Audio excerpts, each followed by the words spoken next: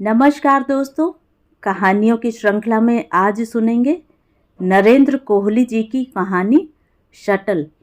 लेकिन उससे पहले मेरा आपसे विनम्र अनुरोध है कि अगर मेरे द्वारा सुनाई हुई कहानियाँ आपको अच्छी लगती हैं तो मेरे चैनल को सब्सक्राइब ज़रूर करें, लाइक करें और अपने दोस्तों और परिचितों में शेयर भी करें। बेल आइकन दबाना बिल्कुल भी ना भूलें। आज सुनिए शटल। ईश्वरदास कमरे में टहलता टहलता फिर जाकर अपनी चारपाई पर बैठ गया। चारपाई खिड़की के पास दीवार के साथ लगी हुई थी। जहां तकिया रखकर उससे टेक लगा, खिड़की की रोशनी में वह कुछ न कुछ पढ़ता रहता था। जब वह स्वयं कमाता था, उसकी अपनी नौकरी होती थी, तब भी वह पढ़ता था, पर तब समय कम होता था और पुस्तकें बहुत सारी। वह बाजार जाकर अपनी मर्जी से पुस्तकें और पत्रिकाएं खरीद लाता था। जब कभी अवकाश मिलता, पढ़ने बैठ जाता। उसकी पत्नी भागवंती कितनी कितनी बार उसे पुकारती, तब कहीं वह खाने के लिए रसोई में जाता था। खाते हुए भी पुस्तक हाथ से नहीं छोड़ता था। भागवंती पढ़ी लिखी नहीं थी, न उसे पुस्तकों में कोई रुचि थी। गांव की सीधी साधी लड़की थी, चुपचाप और खामोश, जो अब लड़की कम और औरत ज़्यादा दिखने लगी थी। भागवंती कभी कभी चिढ़कर कहती, रोटी तो आराम से खा लो, किताब कहीं भागी तो नहीं जाती, और वह अक्सर उसके हाथ से पुस्तक छीन लिया करती। ईश्वरदास उसकी छीना झपटी का विरोध नहीं करता था। वह जानता था कि घर में और कोई नहीं है। वह पढ़ने लगता है तो भागवंती अकेली पड़ जाती है। वह बहुत बोलती नहीं है, इसलिए पास पड़ोस में उसका जाना भी कम है। वह अपनी पत्नी के अकेलेपन को दूर करना चाहता था, पर भागवंती के खामोश स्वभाव के कारण वे अधिक बातें भी नहीं कर पाते थे और घूम फिरकर बात पुस्तकों पर आ जाती। ईश्वरदास जो कुछ भी पढ़ता वह भागवंती को भी सुनाता। तब भागवंती को पुस्तकों से कोई विरोध न रहा। पास पड़ोस की औरतों की चुगली बखीली से उसे अपने पति की पुस्तकें ही अच्छी लगने लगी थीं। पर जब से बढ़ती हुई बीमारी के कारण ईश्वरदास को काम धंधा छोड़ना पड़ा था, तब से वह बहुत अकेला हो गया था। पुस्तकें अब भी घर में आती थी, पर वे उसके बेटों की पसंद की होती थीं। उसकी पसंद और बेटों की पसंद में बहुत अंतर था। उसके बेटे जो प्रेम कथाएं पढ़ते थे, ईश्वरदास को वे एकदम नापसंद थीं।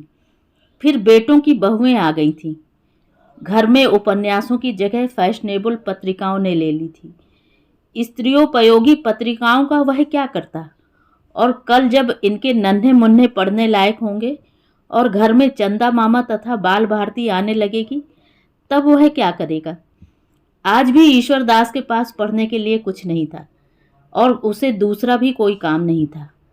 भागवंती बड़े बेटे के घर गई हुई थी। बड़ी बहू की तबीयत ठीक नहीं थी। बड़ा बेटा आकर माँ को ले गया था। ईश्वरदास को कभी कभी बड़े बेटे पर क्रोध आता था। जिसका भी विवाह होता है और एकाध बच्चा आ जाता है, वही बाप से अलग होकर रहना चाहता है। अलग होना था तो हो जाता, किंतु अलग रहकर वे लोग बाप को कुछ देने को राजी नहीं थे। कहते, घर बसाकर पिता को खर्च के लिए नगद कुछ देना बड़ा कठिन है। हाँ, कोई उनके पास आ रहे तो उसका खर्च वे उठा लेंगे। खर्च के बच्चे, ईश्वरदास सोचता। सारी उम्र जो अपनी कमाई से खाता पीता रहा हो और छाती तान कर जीने का आदी रहा हो, वह अब खाने के लिए इनके द्वार पर जा बैठेगा? कभी नहीं। ईश्वरदास भूखा मर जाएगा, पर इनके द्वार नहीं बैठेगा। नहीं दे सकते तो मत दो, कोई तुमसे आस लगाए भी नहीं बैठा है। वैसे भी वह जानता था कि बेटों को ऐसी बात से क्या मतलब होता है। वे उसे अपने पास रखकर कब खुश थे? उसे रखकर उन्हें करना भी क्या था? जो दिन भर चारपाई पर पड़ा रहता या दिन भर हर छपे कागज को पढ़ते रहने का प्रयत्न करता। वे चाहते थे उनकी माँ भागवंती जाकर उनके पास रहे, उनके बच्चों को संभाले, उनकी रोटियां पका दिया करे, और जब वे बाहर जाना चाहें तो घर की रखवाली किया करे। सालों को साहबी सूझती है। बीवियों से काम कराने से कलेजे में टीस उठती है। इतनी ही साहबी है तो रखें नौकर, रखें आया, वह तो होगा नहीं। चाहेंगे कि माँ के रूप में रोटी भर देकर सस्ती और विश्वसनीय नौकरानी का इंतजाम कर लें, या फिर कोई छोटा भाई बहन जाकर रहे उनके पास, मुंडू की तरह भाग भाग कर बाजार से चीजें ला दिया करे, या फिर उनकी मेम साहबों को चारपाई पर बैठे बैठे पानी के गिलास या चाय के कप पकड़ाया करे। उन्हें कहीं जाना हो तो पहले ही बच्चे को घर के पिछवाड़े में ले जाकर बहलाता रहे। ईश्वरदास इन बातों के लिए एकदम तैयार नहीं था। वह अपनी पत्नी व बच्चों से नौकरी करवाकर आर्थिक सहायता किसी रूप में नहीं चाहता था। जब नौकरी करने की ही नौबत आ जाएगी तो किसी और के घर नौकरी करेंगे, जहां नौकरी करके मुंह खोलकर अपना हक मांगा जा सके। पर कभी कभी जब दोनों बड़े बेटों में से कोई आ जाता है कि उसकी पत्नी बिस्तर पर पड़ी हुई है और उसके घर में चूल्हा भी नहीं जला, तब भागवंती को जाना ही पड़ता था। ऐसे में ईश्वरदास भी अपने भीतर बैठे पिता को रोक नहीं पाता था और स्वयं ही भागवंती को कहता, तुम चली क्यों नहीं जाती? आखिर हम किस दिन के लिए हैं? कैसी माँ है तू, बेटों के दुख में भी हाथ नहीं बटाना चाहती। और भागवंती उसे अपने आप को बेटों तथा बहुओं को कोसती हुई चली जाया करती। पीछे से ईश्वरदास कमरे में इधर से उधर चक्कर लगाया करता, सिगरेटें फूंका करता और खिड़की से बाहर सड़क की ओर ताका करता था। वह जानता था कि वह बहुत बूढ़ा हो चुका है। उसमें और उसके बच्चों में जीवन की सामान्य आवश्यकताओं के सिवा और कोई संपर्क नहीं रह गया है। वे दूसरी तरह के प्राणी हैं। वह उनके लिए एक ऐसी पुरानी वस्तु है जो घर में बेकार पड़ी है, पर मोह या लोक लाज के कारण उसे किसी प्रकार बाहर फेंका भी नहीं जा सकता। उसका कोई बच्चा उसके पास 5 मिनट बैठकर भी खुश नहीं था। वे उसके कमरे के बाहर बैठे खुसुर फुसुर करते रहते हैं, फिर कोई एक आकर उसे आवश्यक सूचना दे जाता है। वे तो उसके पास नहीं ही आते। कभी कभी ईश्वरदास ही वहां चला जाता है जहां सब बेटे बैठे होते हैं, पर उसे देखते ही वे एक एक कर खिसकने लगते हैं और अंत में वहां ईश्वरदास अकेला ही रह जाता है। एक भागवंती ही है जिससे वह कभी कभार थोड़ी सी बातचीत कर सकता है, वही उसकी बात समझ सकती है। वह भी उसी युग की है जिस युग का ईश्वरदास है, पर उसके पास भी अधिक समय नहीं होता। वह उसके समान बेकार तो नहीं है। रसोई या गुसल खाने में 50 काम उसकी प्रतीक्षा कर रहे होते हैं, और कुछ न हो तो वह घर की झाड़ पोंछ ही करती रहती है। वह अभी तक घर के जीवन से जुड़ी हुई है। ईश्वरदास के समान धारा से निकलकर किनारे आ लगे जड़ पत्थर के समान नहीं हो गई है। घर के हर जीव को उससे कोई ना कोई काम पड़ता ही रहता है, चाहे उनके काम करती हुई ही, पर वह उनसे संबंध बनाए हुए है। पर जब दोपहर को वह आराम करने के लिए लेटती है या शाम को थककर आंगन में चारपाई डालकर पड़ी रहती है, ईश्वरदास उसके पास आ बैठता है। उन दोनों ने 35 साल एक साथ बिताए हैं। उसकी बातें भागवंती ही समझ सकती है। उन्होंने मिलकर इस घर को बनाया है, ये बच्चे पैदा किए हैं, उन्हें पाला पोसा है, पढ़ाया लिखाया है। उनमें से 3 के विवाह भी कर दिए हैं, चौथे के विवाह की बात चल रही है, पर बड़े 2 अलग हो चुके हैं, और वह जानता है कि तीसरा भी मन ही मन अलग होने के सपने संजो रहा है। मियाँ बीवी जो दिन भर अपने कमरे में घुसे बातें करते रहते हैं, और क्या करते होंगे। और जब भागवंती बड़े बेटे के पास चली जाती है तो इस घर में उससे 2 बातें करने वाला भी कोई नहीं रह जाता। ईश्वरदास को अकेलापन बहुत अखरता है। वह अक्सर सोचता है, उसके ये बेटे जिनकी शादियों को 2-2 4-4 साल हुए हैं, वे यह क्यों नहीं सोचते कि उनके बाप की शादी को 35 साल हो गए हैं। ये साले अभी से अपनी बीवियों से एक दिन भी अलग नहीं रह सकते, तो वह जिसने 35 साल में अपने आप को एकदम आश्रित बना लिया है, कैसे भागवंती के बिना रह सकता है। बुढ़ापे में और कोई साथ बैठकर प्रसन्न नहीं है। वे उसकी 35 वर्षों की संगनी को भी उससे अलग करने पर तुले हुए हैं। अभी पिछले ही दिनों भागवंती दूसरे बेटे के घर गई हुई थी। जब हफ्ते भर के बाद वह यह कहकर कि तुम्हारे बाबूजी का हालचाल पूछाऊं। उससे मिलने आई तो कैसा भूचाल आया था घर में। ये सारे इधर उधर मुंह छिपाते मुस्कुराते फिरते थे। साले समझते हैं कि बूढ़े सनक गए हैं और कुछ नहीं तो 35 वर्षों के साहचर्य से उत्पन्न मैत्री भावना का तो ध्यान होता इन्हें, पर नहीं, ये तो समझते हैं कि इन्हीं के जोड़े भगवान ने अपने हाथों से बनाए हैं और किसी में तो लगाव है ही नहीं। जब भागवंती चली जाती है तो ईश्वरदास मात्र अकेला ही नहीं रह जाता और बातों की भी कितनी मुश्किल हो जाती है। सवेरे समय पर चाय नहीं मिलती। बहू अपने पति को चाय देकर समझ लेती है कि अब और किसी को कोई जरूरत ही नहीं रही। भागवंती सबको खिलाने से पहले उसे रसोई में बुलाकर अपनी देखरेख में खाना खिला देती है। वह जानती है कि उसे कौन सी चीज नुकसान करती है, किस चीज में उसे कितना नमक चाहिए और कितनी मिर्च, पर बहू उसे रसोई में बुलाकर नहीं खिला सकती। वह थाली सजाकर उसकी चारपाई पर ही रख जाती है। कभी पानी देना भूल जाती है तो कभी फुल्का, कभी सब्जी कम हो जाती है तो कभी सब्जी में नमक मिर्च। जो कुछ मिलता है वह चुपचाप खा लेता है। 2 फुलके खाकर 5-10 मिनट बैठा प्रतीक्षा करता रहता है कि शायद कोई फुल्का लेकर आए या सब्जी कम हो जाए तो उसकी राह देखता रहता है। पर जब कोई नहीं आता तो थाली उठाकर रसोई में रख आता है। उसे रसोई में थाली रखते देखकर बहू को भी याद आ जाता है। बाबूजी सब्जी, बाबूजी फुल्का।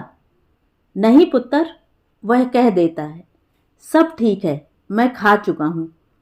वह नहाने जाता है तो किसी को ध्यान नहीं होता कि उसके कपड़े मैले हो चुके हैं, उसे धुले हुए कपड़े दे दिए जाएं। वह स्वयं नहीं जानता कि उसके कपड़े कहाँ रखे हैं।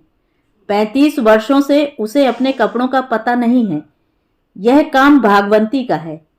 वह जब नहाने आता है तो उसे गुसलखाने में कपड़े टंगे मिलते हैं। अब भागवंती अपनी किसी बहू की सेवा करने गई है, इसलिए वह कई कई दिन मैले कपड़े पहनता जाता है।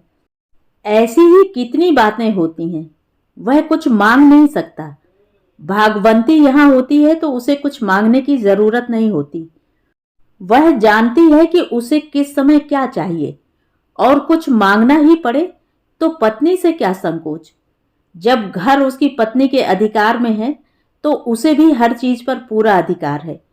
पर भागवंती के जाते ही घर पराया हो जाता है। वह अपनी किसी भी बहू से कोई चीज नहीं मांग सकता और उसकी कोई भी बहू यह नहीं जानती कि उसे किस समय क्या चाहिए, ना ही कोई जानना चाहती है। आज फिर भागवंती को गए हुए पूरे 10 दिन हो गए हैं। 10 दिनों से लगातार इसी तरह वह कमरे में टहल रहा है, सिगरेट फूंक रहा है और खिड़की के पार घूर रहा है।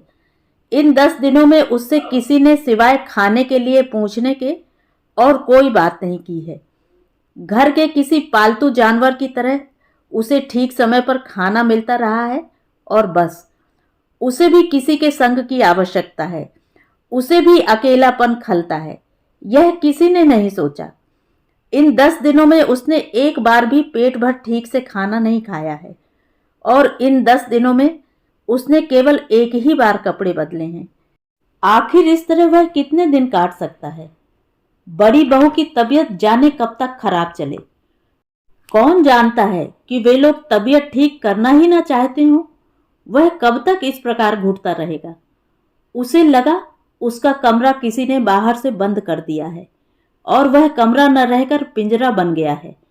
फिर वह पिंजरा दिन प्रतिदिन छोटा होता जा रहा है और वह उसमें दबता जा रहा है। वह इस घुटन में और नहीं रह सकता। तो क्यों न वह थोड़ी देर के लिए बड़े बेटे के घर चला जाए। बड़ी बहू बीमार है तो आखिर ससुर के नाते उसका भी तो कर्तव्य है कि उसका हालचाल पूछने जाए। जब उसकी बेटी की तबीयत ठीक नहीं होती तो क्या वह उसे देखने नहीं जाता। आखिर बहू और बेटी में अंतर भी क्या है। फिर वहां भागवंती है, कुछ देर उसके पास भी बैठ आएगा। जाने उसकी तबीयत कैसी होगी। बेचारी को इस बुढ़ापे में भी इतना काम करना पड़ता है। फिर बेटे के बच्चे से भी कुछ देर खेल आएगा। इतने सारे काम जब इकट्ठे आ पड़े तो जाना जरूरी दिखने लगा। मन ही मन ईश्वरदास ने तैयारी कर डाली। जी में आया कि अभी उठे और बड़े बेटे के घर की ओर चल दे, पर यहाँ किसी को कहे बिना चला जाना भी ठीक नहीं था। अब इस समय किसको बताए कि वह बड़े बेटे के घर जाना चाहता है। घर पर कोई होगा भी कि नहीं? बहू तो होगी ही, पर उसे वह कहाँ खोजता फिरे। जाने रसोई में हो कि अपने कमरे में, गुसल खाने में हो या आंगन में, उसे खोजना मुश्किल होगा। और वैसे भी बहू को कहकर चला जाना उसे ठीक नहीं जचा। वह जानता था कि बाद में सारे लोग मिलकर उसका मजाक बनाएंगे। अच्छा है वह दोपहर का इंतजार कर ले। दोपहर को जो कोई उसे खाना देने आएगा वह उसी को कह देगा कि वह शाम को बड़े बेटे के घर जाना चाहता है या वह जा रहा है। हाँ ठीक है, निश्चित रूप से वह कह देगा कि वह जा रहा है। जिसे जो कुछ कहना होगा कह लेगा। उसकी सूचना देने और जाने के बीच में काफी समय होगा। इन सब की प्रतिक्रिया भी मालूम हो जाएगी। उसे प्रतीक्षा कर लेना ही ठीक जचा। दोपहर को जब खाने की थाली लेकर बहू आई तो उसने धीरे से कह दिया, बहू शाम को मैं बड़े के घर जा रहा हूं। उधर का कोई काम हो तो बता देना। नहीं, काम तो कोई नहीं है, बहू बोली और उतावली में कमरे से निकल गई। वह जाकर अपने पति से कहेगी। ईश्वरदास जानता है और ये लोग बाकी लोगों को बताएंगे। एक दूसरे को देखकर मुस्कुराएंगे और कहेंगे, अम्मा के बगैर बाबूजी का अब भी मन नहीं लगता। पर ईश्वरदास उनकी परवाह नहीं करेगा। उनकी बात क्यों सोचे जो अपनी बुद्धि से सोचने को तैयार नहीं। वह जानता है कि उन्होंने उसे एक मनुष्य के रूप में स्वीकार करना ही छोड़ दिया है। थोड़ी देर में उनका तीसरा बेटा आया। बाबूजी, सुना है आप अम्मा के पास जा रहे हैं। ईश्वरदास भीतर ही कहीं संकुचित हो गया। अम्मा के पास? हाँ, वह अम्मा के पास जा रहा है। हाँ, मैं बड़े के घर जा रहा हूं। बहू का हाल चाल पूछा हूं। उसने दूसरे शब्दों में स्वीकार कर लिया। कब जाएंगे? लड़के ने पूछा। धूप ढलते ही शाम को किसी समय चला जाऊंगा। ईश्वरदास इन सारे प्रश्नों का प्रयोजन नहीं समझ पा रहा था। चला जाएगा वह किसी भी समय, भला पूछताछ की क्या आवश्यकता। तीसरा लड़का भी शायद उसके भावों को समझ गया था। बोला, आप इतनी दूर जाएंगे तो देर लगेगी ही, फिर कुछ देर बैठेंगे भी, इतने में अंधेरा हो जाएगा।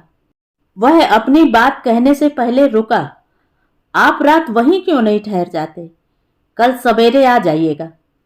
रात? ईश्वरदास सोच रहा था, प्रस्ताव बुरा नहीं है। इस तरह वह कुछ अधिक समय वहीं बिताएगा। बोला, पर मैं तो केवल उनका हाल पूछने जा रहा हूं। ठीक है, लड़का बोला, पर इतनी हड़बड़ी की क्या बात है? आराम से जाइए और आराम से आइएगा। आखिर वह भी तो अपना ही घर है। ईश्वरदास को इससे इनकार नहीं था। पर सामान? उसे एक आध जोड़ा कपड़े भी चाहिए ही होंगे। तो मैं आपका सामान तैयार करवा दूं? वह ईश्वरदास के उत्तर के बिना ही कमरे से चला गया। थोड़ी देर में बहू उसके पास एक थैला भी रख गई थी। क्या क्या रखा होगा बहू ने, वह सोच रहा था। शायद कपड़े रखे हों, सेब का सामान, दातून। वह जानती है कि वह केवल नीम की दातून करता है। हो सकता है यह बड़े के घर में ना मिले। वे सब साहब लोग हैं, ब्रश करते हैं। दातून को वहां कौन पूछता है। और जाने बहू ने क्या रखा होगा।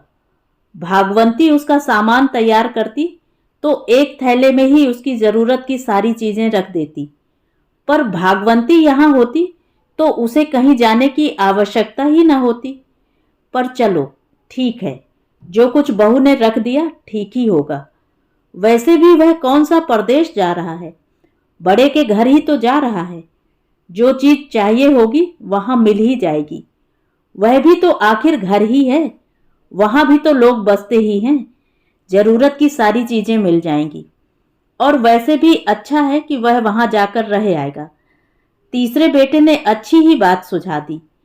बड़ा यह शिकायत भी तो करता है कि वह कभी जाकर उसके घर नहीं रहा। उसकी शिकायत भी दूर हो जाएगी। ईश्वरदास शाम होने से कुछ पहले ही निकल पड़ा। और शाम होते ही बड़े के घर पहुंचा। बेटा अभी दफ्तर से नहीं लौटा था। भागवंती और बहू घर पर थीं। बहू का हाल चाल उसने पूछा। बहू ने बताया कि उसे अभी भी काफी कमजोरी है, किसी भी समय बुखार लौट सकता है। पर ईश्वरदास को लगा उसे भागवंती का हाल पूछना चाहिए, बहू का नहीं। वह जानता था कि बहू की तबीयत ठीक नहीं है और भागवंती यहाँ काम करने आई है। पर देखने से उसे लगा कि भागवंती ही बीमार है और बहू को कोई तकलीफ नहीं है। भागवंती बहुत ही कमजोर लग रही थी। उसकी तबीयत भी गिरी गिरी थी। कैसी हो?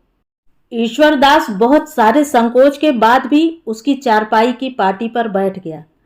ठीक हूं, भागवंती ने जीभ से होंठ गीले करके बहुत मध्यम आवाज में कहा। वह एक और खिसक गई। आराम से बैठ जाओ। ईश्वरदास आराम से बैठ गया। भागवंती के विषय में उससे ज्यादा और कौन जानेगा। उसके चेहरे का इस प्रकार मुरझा जाना, बार बार जीभ से होठों को गीला करना, इस प्रकार धीरे धीरे बोलना, जैसे बोलने के लिए भी ऊर्जा का संचय करना पड़ता हो। वह देख रहा था कि भागवंती ठीक नहीं है। जब वह ठीक होती है तो इतनी सुस्त नहीं होती। आलस्य उसका स्वभाव नहीं है। वहां सब कैसे हैं? भागवंती ने पूछा। और ईश्वरदास उसे एक एक के विषय में बताता रहा। उसने अपने बारे में भी बताया कि वह वहां बहुत आराम से है। तीसरी बहू उसका बहुत ध्यान रखती है और उसे किसी भी प्रकार की कोई असुविधा नहीं थी। वह बताता जा रहा था और साथ साथ भागवंती के चेहरे की ओर देखता जा रहा था। वह जानता था कि भागवंती समझती है कि वह झूठ बोल रहा है, पर मुख से शिकायत करने की आदत दोनों में से किसी को भी नहीं है। ईश्वरदास के मन में बड़े बेटे के लिए बहुत सारा आक्रोश जमा होता जा रहा था। उसे अपनी मां की हालत नजर नहीं आती। जाने बेचारी को कितना खटना पड़ता है। इनकी अपनी बीबी की अंगुली भी दुख जाए तो आंखों से आंसू झरते हैं, और मां चारपाई से लग जाए तो पता नहीं लगता। बीवी का रंग लाल सुर्ख हो रहा है, पर उसे अभी कमजोरी है और इस बूढ़ी के शरीर में एक बूंद खून नहीं है, फिर भी यह काम कर रही है। भागवंती पर भी क्रोध आ रहा था। आखिर उसे क्या पड़ी है इनके लिए मरने की? जब अलग हुए हैं तो खुद संभालें अपने बीवी बच्चों को। जब तक काम कर सकती है करे, पर जान देने की क्या जरूरत है? जी में आया कि भागवंती से कहें, चल उठ, तैयार हो जा, मैं तुझे अपने साथ ले चलूंगा। यहां रहकर मरने की जरूरत नहीं है। पर वह जानता था कि ऐसे न भागवंती जाएगी, न उसे ले जाना उचित ही है। बड़ा बेटा नाराज हो जाएगा और ईश्वरदास किसी को नाराज नहीं करना चाहता। दरवाजे पर कुछ खटका हुआ था और उसका पोता चिल्ला रहा था, पापा आ गए। उसका बड़ा बेटा आ गया था। वह चारपाई से उठ बैठा, मिलाए बेटे से। पर वह जानता था कि बेटा पहले बहू के पास जाएगा, हाल चाल पूछेगा। वह उसे ईश्वरदास के विषय में बता देगी, तब वह स्वयं ही सो आ जाएगा। ईश्वरदास और भागवंती दोनों ही चुपचाप बैठे थे। वह देख रहा था कि कब उसका बेटा आए। शायद भागवंती भी यही सोच रही थी। बेटा आया? नमस्ते बाबूजी। खुश रहो, ईश्वरदास बोला। कैसे हो? क्या बताऊं? बेटा भी बैठ गया था। बड़ी परेशानी में हूं। उधर वह ठीक ही नहीं हो रही, इधर अम्मा भी कुछ ढीली हो गई हैं। समझ में नहीं आता क्या करूं। ईश्वरदास चुप बैठा रहा। वह क्या कहे। आपका क्या हाल है? ठीक हूं, ईश्वरदास ने कहा। बहुत आराम से हूं। थैले में क्या है? और बिना उत्तर सुने ही बेटा बोला, आपसे कितनी बार कहा बाबूजी कि आप कुछ न लाया कीजिए। आप जब भी आते हैं कुछ न कुछ ले आते हैं। मैं कुछ नहीं लाया पुत्र, ईश्वरदास बोला। मेरे कपड़े हैं। अच्छा, बेटा हंसा। मैं अभी आया, और वह चला गया। ईश्वरदास को जरा बुरा लगा। भला वह खाली हाथ क्यों आया? ऐसे खाली हाथ आना क्या अच्छा लगता है? पर लाता भी कहां से? उसकी कोई अपनी कमाई है? बेटों के तो अपने ही इतने खर्च हैं कि कुछ बचता नहीं। उसे रोटी मिल जाती है, यही बहुत है। उसके हाथ पर कोई कुछ रखे तब तो। उसने बेटे को बता दिया था कि वह अपने कपड़े लाया है, पर बेटे ने कुछ कहा नहीं था। जाने क्यों कुछ नहीं कहा। आप कब आए बाबूजी? बेटा लौट आया था। हो गया घंटा भर, वह बोला। अब चलूंगा। तुमसे मिलने के लिए ही बैठा था। बहुत दिन हो गए थे तुम्हें देखे। मैं भी सोच ही रहा था उधर आने की, बेटे ने कहा। पर मेरा ख्याल है कि आप अंधेरा होने से पहले पहले ही चले जाएं, नहीं तो आपको मुश्किल होगी। हाँ ठीक है। ईश्वरदास उठकर खड़ा हो गया। ठीक वक्त पर घर पहुंच ही जाऊं तो अच्छा है। आइए मैं बस पर चढ़ाऊं, बेटा बोला। नहीं तुम बैठो। ईश्वरदास ने थैला उठा लिया। अभी दफ्तर से आए हो, थके होगे, फिर बहू भी अकेली है। वह मुड़ा। अच्छा भागो। बहुत दिनों बाद उसने भागवंती को प्यार के नाम से संबोधित किया था। बेटा उसे दरवाजे तक छोड़ने आया। बाबूजी यह। उसने देखा बेटा उसे 1 रुपए का नोट दे रहा था, बस के लिए। एक बार ईश्वरदास के जी में आया कि अपनी जेब खनकाकर कहे, बहुत पैसे हैं बेटे मेरे पास, पर फिर चुपचाप रुपया ले लिया। अगली बार आएगा तो बच्चे के लिए कुछ लेता आएगा। अच्छा भाई। और वह चल पड़ा। बेचारी भागो सोचता जा रहा था। अगर मैं रुक जाता तो उसे और भी काम करना पड़ता, एक आदमी का बोझ और। अच्छा ही हुआ बेटे ने उसे ठहरने के लिए नहीं कहा। रास्ते में उसने बेटे के रुपए से सिगरेट की एक डिब्बी खरीद ली। घर लौटकर भी तो कमरे में बंद होकर सिगरेट ही फूंकनी है। उसने सोचा, खत्म हो जाएगी तो किससे मांगेगा। एक सिगरेट उसने जला ली और धीरे धीरे बस स्टैंड की ओर चल पड़ा। थैला व्यर्थ ही उसका एक हाथ उलझाए हुए था। तो ये थी कहानी। कहानी आपको कैसी लगी कमेंट करके ज़रूर बताएं।